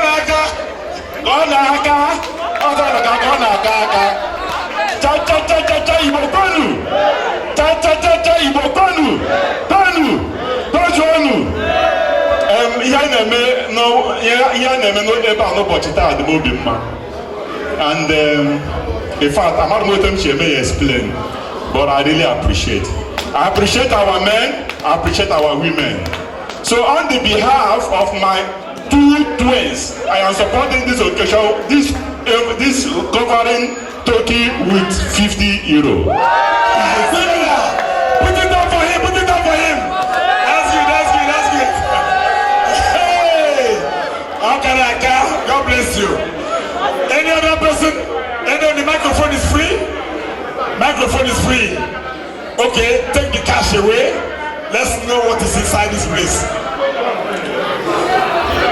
Put your hands together for our women. Put your hands together for them. Not too much. Come forward, come forward, come forward, come forward. I bet not clap for this man. He is the Treasurer General of Nsukondi Wobegish land. This is the only man I can put so actually, I can make on the land, but I'm a million and a bag is room only 500,000 euro. But because I will make Christian and buy other time, the mama, where's on? Can't wait a man here on a bed.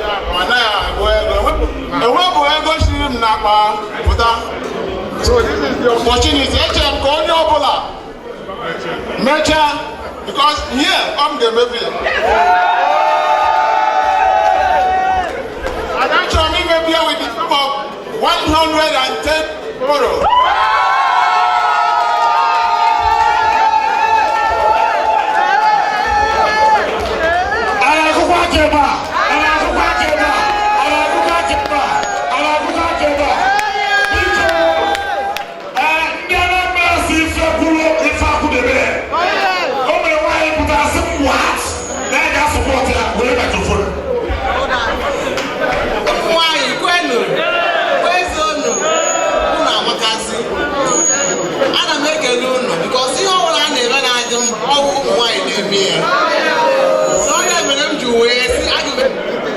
We're not supporting that team, number one.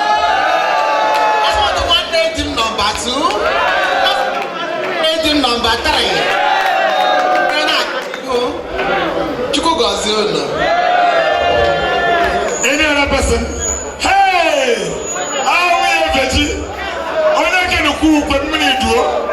I'm a money on and to see the Corona. Oh, why you make a level?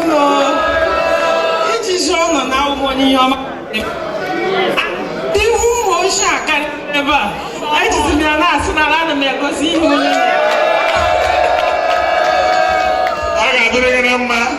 Yes, because calculated this cash car. Eme on very neighbor. On my own, the whole world around Mandota Mandoji.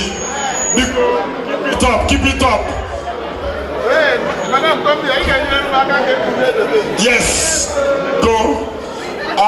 Onye your chairperson, the chairperson of this organization, the women wing. Agashi. Chairman. Wuppertal, Igbo where's the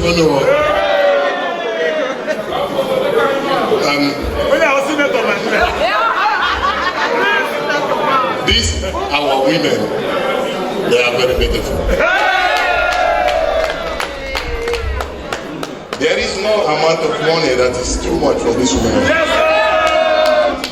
So, I don't really understand what is happening. Can you explain to me? Yes, we are trying to unveil something very important.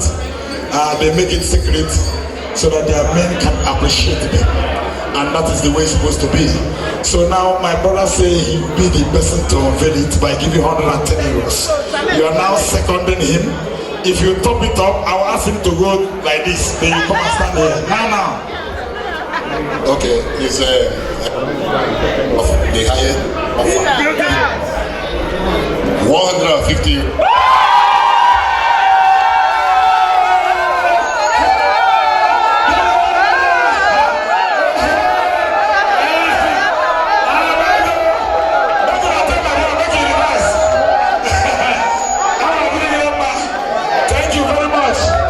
Thank you very much. Shall be well with you. They shall be well with you. All God doing in my pocket will never leak in Jesus' name. So come here, stand here. But sorry, I'm still there. Maybe there is a challenger. Any other challenger? Any other challenger? Okay. Please, the cultural troop from Cologne, get ready. Cultural troop from Cologne, get ready. We are going to unveil this now. Cultural troop Chinglabak. Is it Chinglabak or Cologne? Cologne. Cultural troop they get ready. Oh yeah, chairperson. They are preparing here. Can I hear on me? Oh no, me. Nabia. Yeah. They are not there. They were first in Basakon. We were told only they were bracket. On the wall bracket. Because for the if I know them, even if they say now, but I'm going to name. If I now, okay, come on, because get me where I'm my spirit Jesus Christ. At the end of that letter S, me pay here, because it's the beginning and the end. He's the man that gives us strength, what it takes to be here tonight, and we are going to praise him. Because onye Muslim ya were motum share more Christian, I need like I would say. They not like one church, you won't give me because give me a powerful J. Give me another beautiful E. Give me another powerful S. Give me an unestimable U. Give me another big S. Put up. You can also this.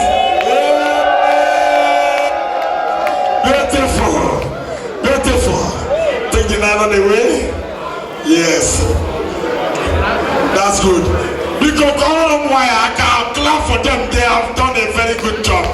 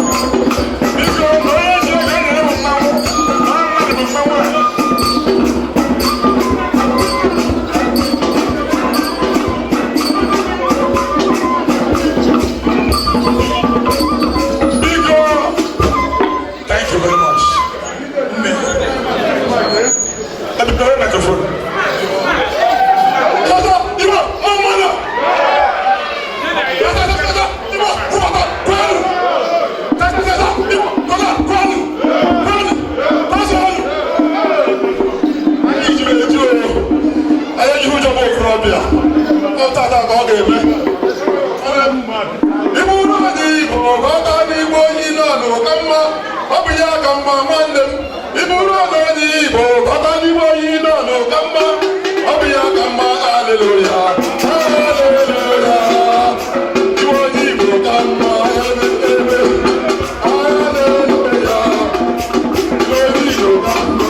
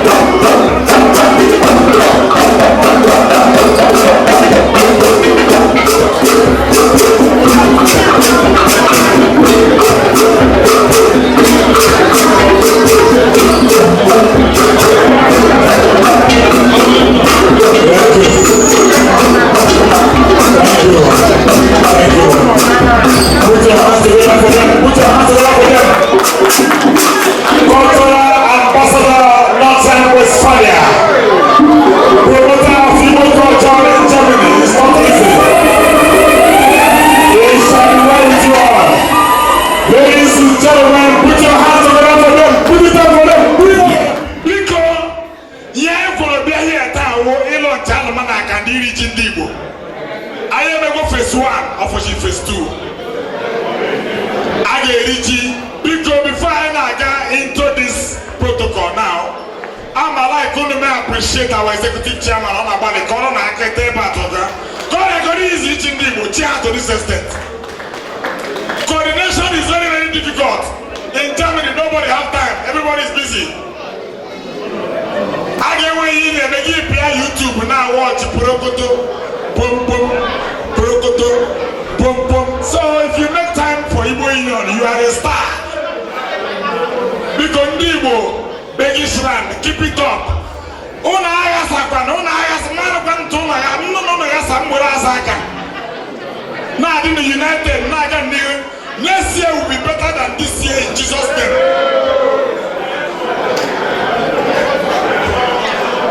Because I'm a quality chief Alphonsus Chus and the chairman of the Progressive Union and their wives to come forward. They are not here. The executives of Igbo Union Begisland, they are here. Ewati is not a child's play. Onye na ma omenala bịa bịa lekiri omenala. Anyị anaghị eme ome ka ndị Hausa, ndị Zamfara, anyị ndị Igbo. Ihe anyị iwu isi agụ, ọwụ isi nkịta. Onye Igbo ọbụla kwara isi nkịta, ebe kịtakwara m so onye ga na-eyi iwu isi agụ. So that people put a man on the Igbo. Wago ana ataya. Okiriki kana buku esanari ele. Awu dele kala kana mapozo afọ. Ori easy. Ta Igbo mana. Ta Igbo sono. Ta Igbo riena. Ojo na atini Igbo Igbo. Ni masebe ga ga so ngakara gela. Because I may not appreciate. Una ukwara acha na henge me na ukwa omenala ka henge me. Honorable biko, therefore here. Omenala ka henge me. Any month of August, can the Igbo na-eri ji?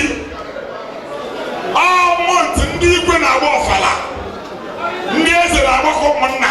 Iburu mgbe ndị mbụ a na-ebu eze n'elu eburu eze na-agagharị enwe ndị na-emetụta that culture to today na a na-eselebrate na oriri ji all Christmas ndị Igbo dị ihe a ma ndị ọcha bịa were Baịbụl nye anyị were ala anyị mana Chineke gbaghara ha nweghị ha ga-eme maka ha ji egbe bịa igbuo ha agba so biko omenala ga-eme onye egwu wee si dị nọchi Nigeria mechaa aikwuo biko asị ife kwụlụ ife akwụdebe ịma na iwe onye chiri echichi ọgwụkwa na ị gara Ọnịcha gasịrị akwa otere m zọrọ ịma na isi ya esisi gị bịa nga na kwụrụ ọnwụ na onwe ka isiri gị kwakwara onwe ugwu maka isi aga m n'owo mgbe ha nne pọtụ m tọpe achọkwa m nsogbu ụtụ ndị Igbo ọgwụkwa ihe m siri ọgwa Mr. Obizer ka m gbụ ọgwụkwa ihe m siri mana Germany here a na-akpọsa m chief nwe ya na-akpọfọ m na-abụrụ so ụmụ m na-ekpe mkpa ego obi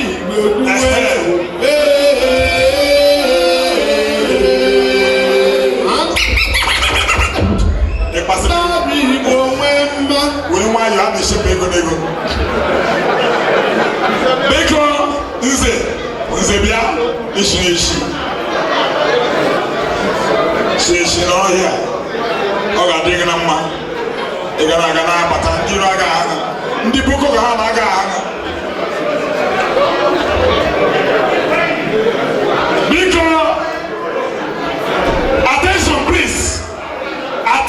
please anywhere 2 or 3 Igbo are gathered culture take absolute precedence and we don't joke with our culture.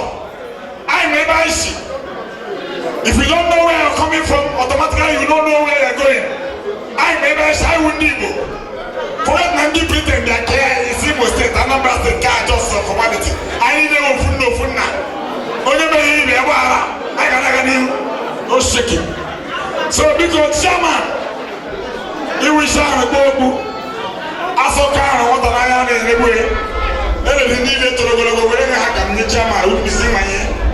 Only my hand in clothes or woman. So here I know.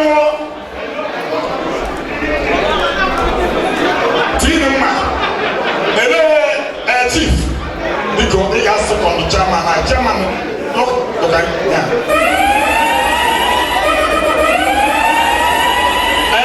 I've been with microphone. Where am you? Then I'm on Lagos. I'll have a microphone to Chief Alphonsus Juice. Igbo Gwenu. Koko Shetia no Igbo. Igbo Gwenu. August Chatia. Igbo Gwenu. Mboje Executive Chairman Igbo Union Begisland. Igbo Gwenu. 18 ma. Ndichie secondary. Onye na-esere mmanụ foto bịa sị mmanụ anọkwa na dị ka ọ na-anọ na neto. Ụmụ Igbo gbazuo n'ụlọ. Nke nsogbu Naịjirịa bịa. Onye? Ị na-aghachi bịakwa sere foto. Ị ga-azụrụ ololo zụọ mmanụ iyiri nna. So biko, I'm a microphone to Chief Alphonsus Juice. God bless you, sir. Igbo mama no. Igbo kele no. Ụbọchị taa atọgbọla m n'ụtọ kemgbe m bịara na Germany ihe ka m na-alụ ọgụ ya ka ọ na-adị otu a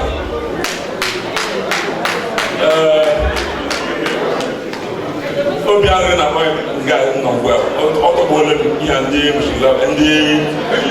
Begisha na-eme biko ọ gara esi otu a na-aga esi otu a na-eme ya kwa afọ onye Igbo ọbụla a na-ebe ọ na-ekwu mgbe ọbụla ya ejoin otu nga abịara nga m nọ kama chọọ nke ọzọ ga-anọ ihe omenala Igbo ihe a ya oji elele m ji asịrị ezi echichi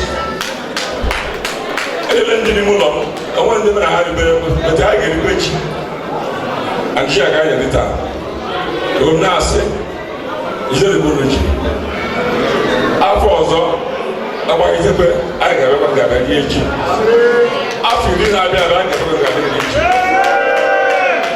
ọgụ afọ na-abịa abịa ga-abịakwa ebe a na-eri ji o nwere magazin ji ebe a ndị Amerịka mere 30th year anniversary ha riri ji ụmụ ihe 30th year anniversary nya kemgbe 30 years ka ha bidoro union ha and onye ochie na enwe ihe na-eme ya ka esi otu a na-eme ya ebe a biko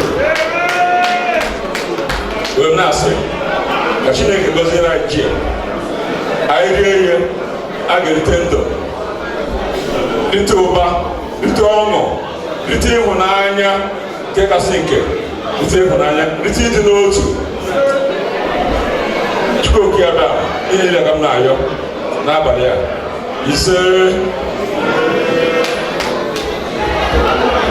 ndị Igbo kelee ndị Igbo kelee Igbo kwezuonu ọ yiri dị ka anyị nọrọ taa abụ m chairman Igbo Union Begisland mana anya ọbụla bụrụ sie n'ime otu Begisland anyị nụ confirm chief ya afọ chief n'ebe a ga m agba ji ụlọ akwụkwọ m chairman mana a ga-asọpụrụ a ga-enye onye ugwu udu totere chief Ugochi nyere nwa na Mbaise ọngụ ma chief anyị confirm na Begisland ọngụ ma ga-awụrụ anyị ji ka otu ị ga-esi awụrụ anyị ji anyị na-awụ na-aja ka Chukwu kasụta anyị ka otu anyị abụrụ otu a ga-eji eme ezi atụ ka ọ ghara ịbụ otu a ga-eji aka ọnụ dịka otu isi chief ajọ mmadụ ama ụzọ nwoke chief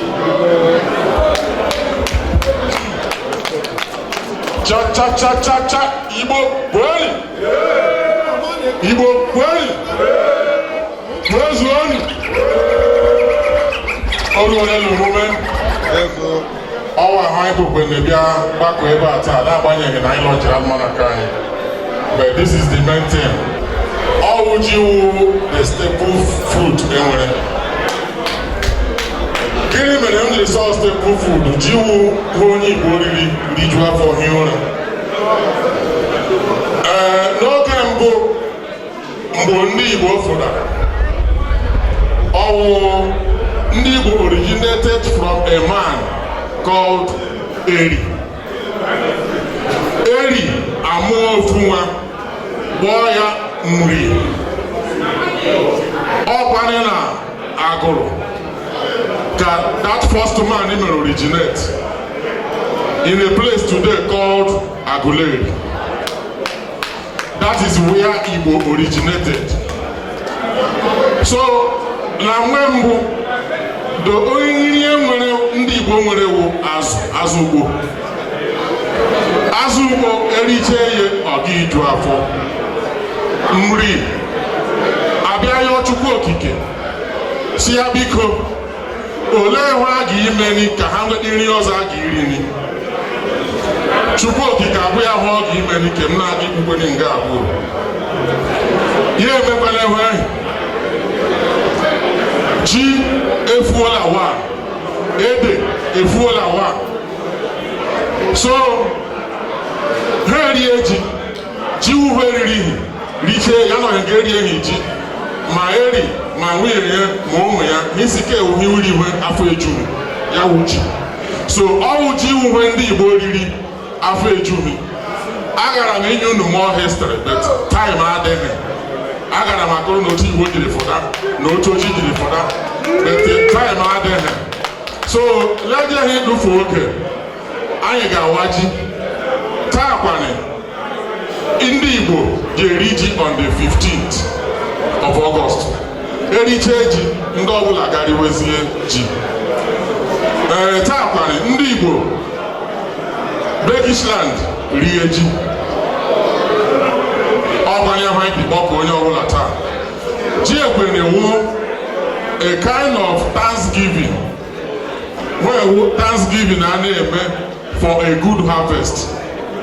So ana m ayọ so onye ọbụla bịara here taa bịa nọnyere ndị Igbo unu ga-enwe good harvest in Jesus name. Nwa ọbụla unu tiri aka ga-harvest good in Jesus name. Ka ọbụla unu tiri Chineke nna ga-enye unu good harvest. Otu unu bịara nọnyere ndị Igbo taa la harvest emeghe. Wee otu Chineke ga-eji gbakọdakwa aka na nwa unu na-eweta anya unu good harvest. So ana m awa ji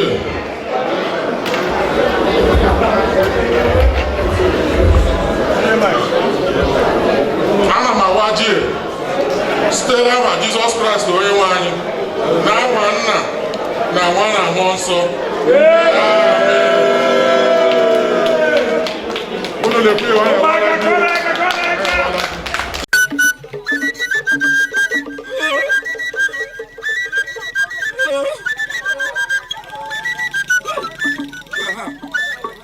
Mastercraft on the beat. Go.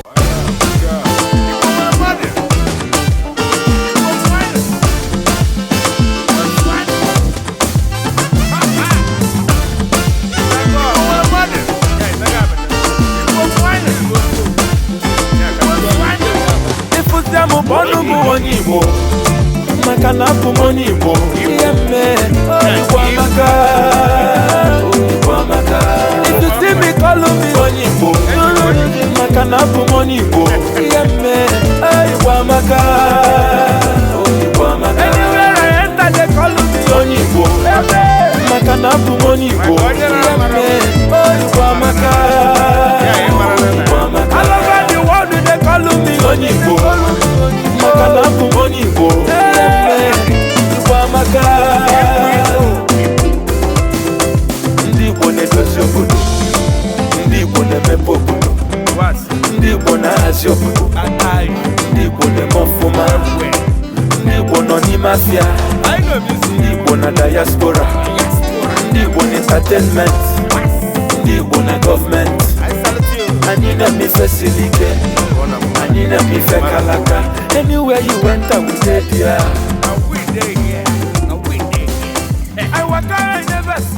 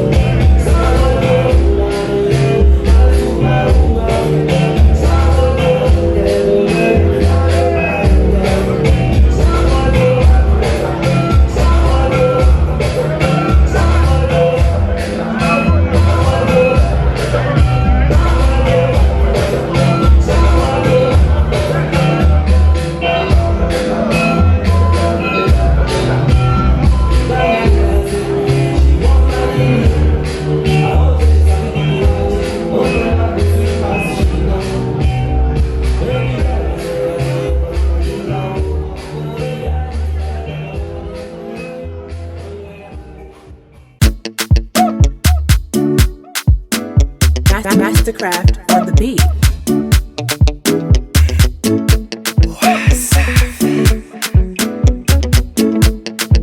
Original Mr. Flavor. Every day na party, every day na jolly oh. Oh yeah, move your body.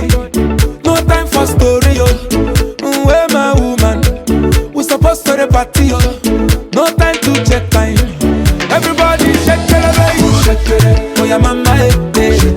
Oh yeah, sister eh. Shake it. Oh my baby oh. Time to party oh. Oh yeah, mama eh. Oh yeah, sister eh. Oh my baby oh. Time to party oh. Shake it, I like it when you do sharp oh. Back it, I like it na niko sharp oh. My yo yo yo, uchangu changama. My yo yo, usije kudanganya. The way you wanna roll it, nataka my heart. And I can't control it, nataka mwenza. Hasade, ate, asa nyonga unite. Ate, that's what I'm shaking. Oh yeah, mama eh. Oh yeah, sister eh. Oh my baby oh. Time to party oh. Oh yeah, mama eh. Oh yeah, sister eh. Oh my baby oh. Time to party oh. Girl, your body sweetie, sweetie, sweetie. And your fine face pretty, pretty. The way you whine, you be naughty, naughty, naughty. And your backside look like a Aliko dey here, you supposed to throw it. Adenuga dey here, you supposed to throw it. Who's your daddy? Too much money, oh. Follow your leader, 1, 2.